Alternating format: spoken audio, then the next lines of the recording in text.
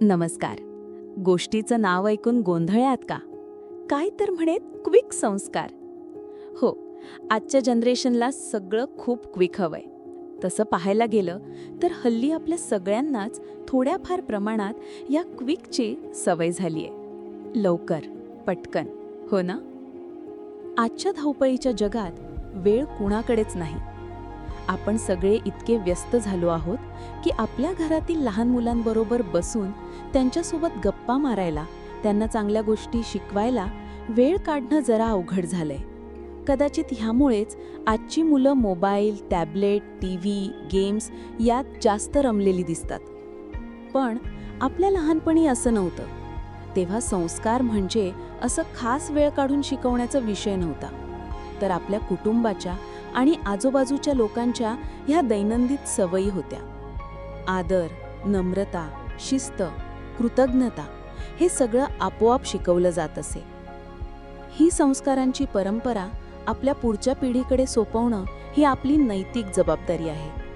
म्हणूनच आम्ही ठरवलं, वेळात वेळ काढून क्विक संस्कार सुरू करायचे. छोट्या छोट्या सवयींमधून हळूहळू संस्कार रुजवायचे. चला तर मग बघूयात क्विक संस्कार. सकाळी मुलांना उठवताना फक्त उठ, उशीर होतोय असं न म्हणता थोडेसे लाड करायचे. मस्त आणि मग एकदम आनंदाने हसतमुखानं गुड मॉर्निंग विश करायचं. याने मुलांची आणि आपली पण सकाळची सुरुवात छान होते. सकाळची सुरुवातच मस्त झाली की सगळा दिवसही छान जातो. स्कूलला किंवा ऑफिसला निघताना घरभर पळापळ असते खरी, पण त्या गडबडीत सगळ्यांनी 2 मिनिटं थांबून देवाला एकत्र नमस्कार करायचा. खरं सांगू का, ह्यातून घरात एक वेगळीच सकारात्मक ऊर्जा येते. शाळेतून आल्यावर मुलांना खूप बोलायचं असतं, पण ऐकायला वेळ कोणाकडे आहे?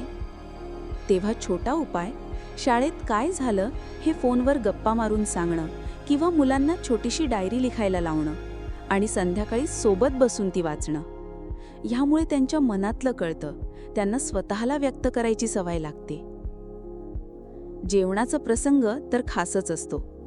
आजकाल दुपारी सगळ्यांना जमत नाही, पण रात्री मात्र सगळे घरी असतातच.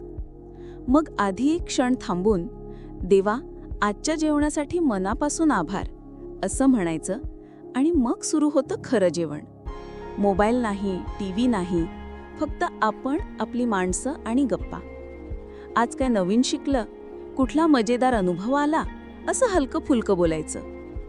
आणि हो, अभ्यास, शाळा, ऑफिसच्या गोष्टी मात्र बिलकुल नाहीत. आणि दिवसाच्या शेवटी झोपण्यापूर्वी आई किंवा बाबा, जमलं तर दोघांनीही मुलांना सोबत घेऊन बसायचं. कधी छान गप्पा मारायच्या, कधी छोटं पुस्तक वाचायचं, तर कधी खेळ, चेस, कॅरम, सापशिडी, लुडो, नवा व्यापार, आणि कधी जमलं तर सगळे मिळून मस्त वॉक करून यायचं. मग सगळ्यांनी मिळून देवाची प्रार्थना करायची.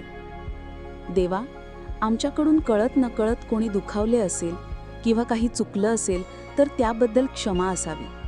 आमच्याकडून नेहमी चांगलेच कर्म घडो, हीच इच्छा. आम्ही तुझेच आहोत, तुझी कृपादृष्टी आमच्यावर नेहमी असू दे. सर्व गोष्टींसाठी तुझे मनापासून आभार. प्रार्थनेनंतर मुलांना हळूवार सांगायचं, डोळे मीट आणि आजच्या दिवसातली एक तरी छान गोष्ट आठवून बघ. हळूहळू ही त्यांची रोजची सवय होते. आम्ही पाहिलं, क्विक संस्कार हा खराच जादुई उपाय आहे. आजच्या काळात मुलांना लांब लांब भाषणं चालणार नाहीत. त्यांना हवंय शॉर्ट अँड स्वीट. आपण त्यांना वेळ देतो, फक्त काही मिनिटं, पण त्या मिनिटात आपण त्यांच्या मनात आयुष्यभर टिकणारा ठेवा देतो. आणि म्हणूनच आपण सगळे मिळून ठरवूया, संस्कार हे ऑप्शनल नाहीयेत.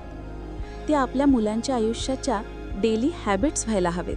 आपण दिलेला छोटासा वेळ उद्याच्या त्यांच्या व्यक्तिमत्वाचा पाया होईल.